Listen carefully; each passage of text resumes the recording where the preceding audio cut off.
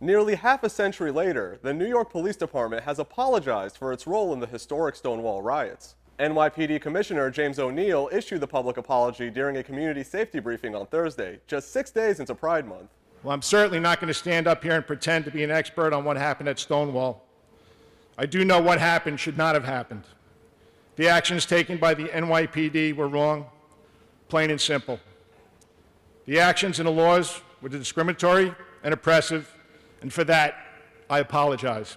The Stonewall riots began in the early hours of June 28, 1969, when undercover police raided the Stonewall Inn, a gay bar in New York City's Greenwich Village. The police had a warrant due to the bar operating without a liquor license, since New York didn't give licenses to places that served LGBTQ people at the time. Officers began arresting employees as well as customers they suspected of cross-dressing, which was still illegal in the state. But after years of police harassment, Stonewall patrons had had enough and started pushing back. A full-blown riot ensued, with subsequent protests over the next several days. The riots inspired activists to organize a march in New York commemorating the event. 1 year later, the Christopher Street Liberation Day March took place. It's widely considered to be the first LGBT Pride March in U.S. history. The events of Stonewall are also credited as having kickstarted the modern LGBTQ civil rights movement, as well as the reason that Pride Month is observed in June. In 2016, then-President Barack Obama officially designated the Stonewall Inn a national monument. To honor the 50th anniversary, New York will be the first U.S. city to host World Pride, an international event which promotes LGBTQ issues through parades, festivals, and other cultural activities. This week also saw the LGBTQ pride flag being raised over New York's Capitol for the first time in state history.